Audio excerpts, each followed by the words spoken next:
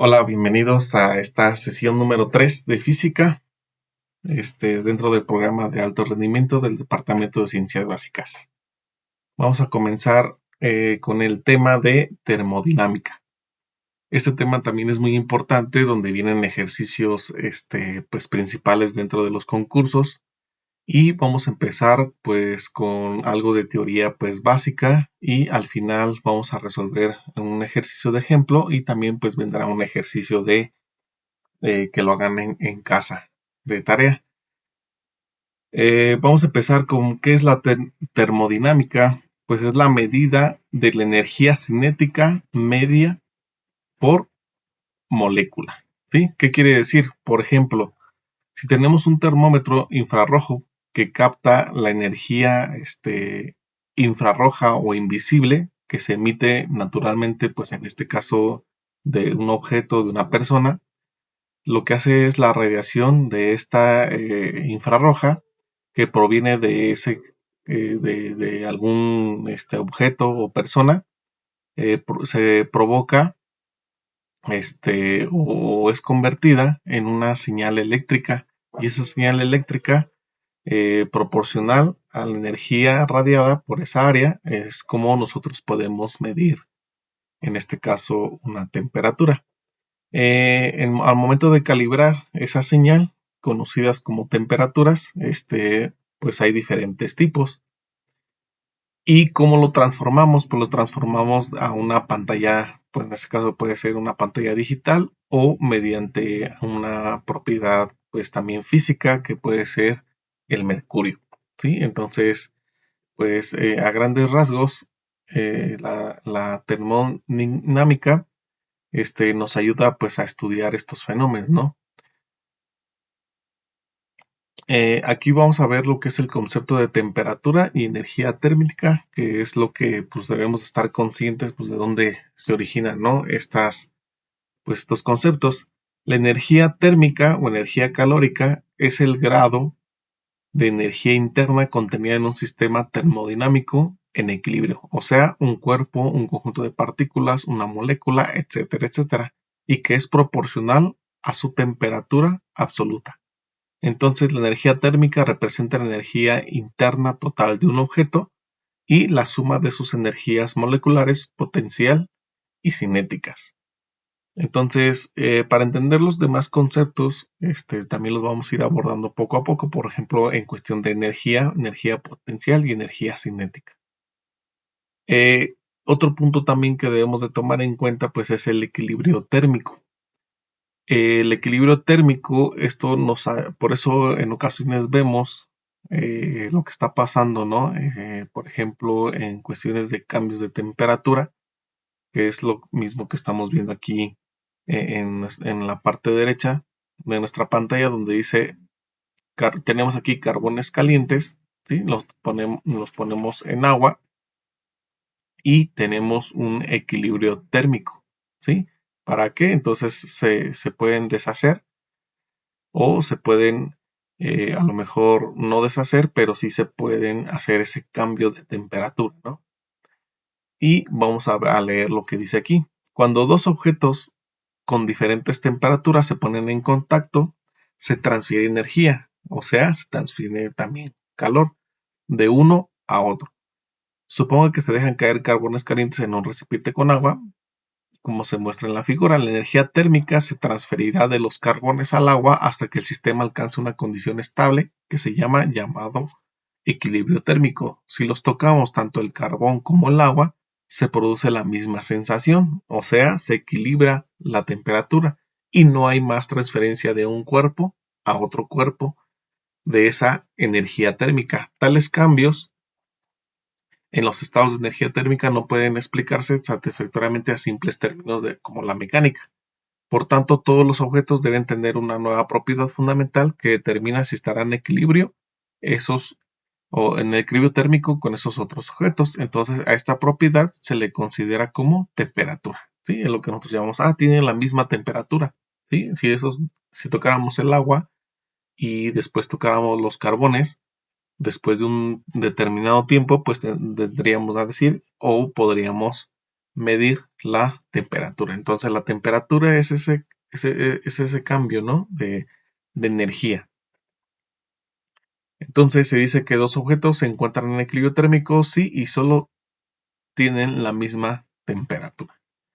Una vez que se establece un medio para medir esa temperatura, tenemos también que considerar o necesario tener ese equilibrio térmico y la transferencia entre esa energía térmica que se debe tan solo a una diferencia de temperatura se define como calor. ¿Sí? Por eso decimos que esto es más caliente, esto es menos caliente o esto es más frío. Entonces el calor se define como la transferencia de energía térmica debida a una diferencia de temperatura, que es lo que vamos a ver a continuación. Entonces considere que una jarra de agua y una pequeña taza de agua, cada una a 90 grados de temperatura, grados centígrados. Si se mezclan, no habrá transferencia de energía, pero la energía térmica, o sea, si se mezclan no va a haber esa transferencia como en el ejemplo anterior, sino simplemente vamos a tener la energía térmica es mucho mayor en la jarra debido a que contiene mucho mayor número de moléculas. Recuerda que la energía térmica representa la suma de todas esas energías potencial y cinética de todas esas moléculas. Si vaciamos el agua de cada recipiente sobre dos bloques de hielo por separado, como se muestra en la figura, se fundirá más hielo donde se vació con mayor volumen de agua, lo que indica que tiene más energía térmica. Entonces aquí vemos el ejemplo, tenemos esta misma jarra, acá tenemos otra jarra a lo mejor más pequeña o agua de menor cantidad. Si lo vaciamos, pues nuestro hielo se va a derretir más. En cambio, si hacemos esta transferencia de energía, por ejemplo, o nosotros hacemos esa energía térmica, vaciamos mediante el agua, entonces como es menos, pues se va a derretir menos, ¿sí? Entonces esta es distinción entre energía térmica y pues la temperatura. Entonces para ello nos debemos de ocupar para medir esa temperatura. La temperatura se determina midiendo cierta cantidad mecánica, óptica o eléctrica que varía con esa temperatura. Por ejemplo, la mayor parte de las sustancias se dilatan cuando aumenta su temperatura. Si hay un cambio en cualquier dimensión que demuestre tener correspondencia unívoca con los cambios de temperatura, entonces la variación puede emplearse como una calibración para medir esa temperatura. Por ejemplo, un dispositivo calibrado de esta forma se llama termómetro. El que nosotros conocemos comúnmente es el termómetro de mercurio, que es el más usado, ¿sí? ¿Por qué? Porque se dilata a pues la temperatura, ¿no? Entonces, un termómetro es un dispositivo que mediante una escala graduada indica su propia temperatura. Y aquí vemos una ecuación, ¿sí? Son necesarios dos requisitos para construir un termómetro. Esto lo podemos hacer con cualquier objeto o cualquier cuerpo, ¿sí? El primero es que se debe haber una certeza de que alguna propiedad termométrica X varía con la temperatura T, ¿sí? Es lo que debemos de considerar. Por ejemplo, el mercurio, ¿no? Que varía. Si la variación es lineal, podemos escribir esta ecuación. Donde K es la constante de proporcionalidad, la propiedad termométrica debe ser tal que pueda medirse fácilmente. Por ejemplo, la dilatación de un líquido, la presión de un gas o la resistencia de un circuito eléctrico, que pues rápidamente lo podemos nosotros medir. Entonces, por ejemplo, una forma de medir la temperatura, aquí les voy a explicar, que nosotros usamos aquí pues en nuestro país, pues es la escala de Celsius, ¿sí? De un astrónomo sueco, Anders Celsius. En la escala de Celsius asignó de forma arbitraria el número 0 al punto de congelación y el número 100 al punto de ebullición. En este caso tiene que ser pues el agua. Así, a la presión atmosférica hay 100 divisiones entre el punto de congelación y el punto de ebullición de esa agua. Entonces, cada división o unidad de la escala recibe el nombre de grados. Por ejemplo, con frecuencia se considera que la temperatura ambiente es más o menos pues, de 20 grados, 25 grados, 30 grados, ¿sí? Otra escala para medir la temperatura fue creada en 1714 por Gabriel Daniel Fahrenheit. El desarrollo de esta escala se basó en la elección de otros puntos fijos. Fahrenheit escogió la temperatura de congelación de una solución de agua salada como su punto fijo inferior y le asignó el número y unidad de 0 grados Fahrenheit. Para el punto fijo superior, eligió la temperatura del cuerpo humano. ¿Sí? Él designó el número y la unidad 96 grados Fahrenheit para la temperatura de nuestro cuerpo. El hecho de que la temperatura del cuerpo humano sea la realidad de 98.6 grados Fahrenheit indica que se cometió un error experimental al establecer esta escala. Si relacionamos la escala Fahrenheit con los puntos fijos que fueron aceptados universalmente en la escala Celsius, observamos que el 0 y 100 de los grados Celsius corresponden a un 32 y un 212 grados Fahrenheit respectivamente, y ahorita lo vamos a ver con unos ejemplos. Dice, si marcamos dos termómetros inscribiendo 100 grados y 212 grados Fahrenheit junto al nivel de mercurio por arriba de las marcas correspondientes al punto de congelación, el nivel de mercurio es igual a en ambos termómetros, ¿sí? Por tanto, la única diferencia entre dos termómetros es la forma en que están graduados, ¿sí? O sea, uno es con 100 divisiones o grados Celsius entre el punto de congelación y el punto de vapor en el termómetro de Celsius, y hay 180 divisiones o grados Fahrenheit en el termómetro Fahrenheit, ¿sí? Por eso 100 grados Celsius representan el mismo intervalo de temperatura a 180 grados Fahrenheit. Y simbólicamente, pues sería así. 100 grados Fahrenheit es igual a 100 grados Celsius es igual a 180 grados Fahrenheit o 5 grados Celsius es igual a 9 grados Fahrenheit. Pues aquí vemos que el delta X o delta T es el cambio de temperatura, ¿sí? Entonces 98 grados Fahrenheit menos 76 grados Fahrenheit es igual a 22 grados Fahrenheit, que este es otro punto que pues también debemos de considerar, ¿no? El cambio de temperatura y se denota por delta T. Entonces, con frecuencia es necesario convertir un intervalo de temperatura de una escala en un intervalo correspondiente en otra escala, lo que se logra más eficazmente recordando que a partir de la ecuación que un intervalo de 5 grados Celsius equivale a uno de 9 grados Fahrenheit. Entonces, los factores de conversión se escriben de la siguiente forma, ¿sí? Aquí nosotros tenemos una igualdad, ¿sí? Que en este caso puede ser así, ¿no? Tenemos 5 grados Celsius sobre 9 grados Fahrenheit y esto es igual a los 9 grados Fahrenheit sobre 5 grados Celsius que corresponden pues a un 1 que da a esta igualdad. Entonces, cuando se convierte en grados Fahrenheit en Celsius hay que usar el factor de la izquierda y cuando se convierte en grados Celsius en Fahrenheit hay que usar el de la derecha, ¿sí? Entonces, esta sería como la formulita que nosotros podemos hacer.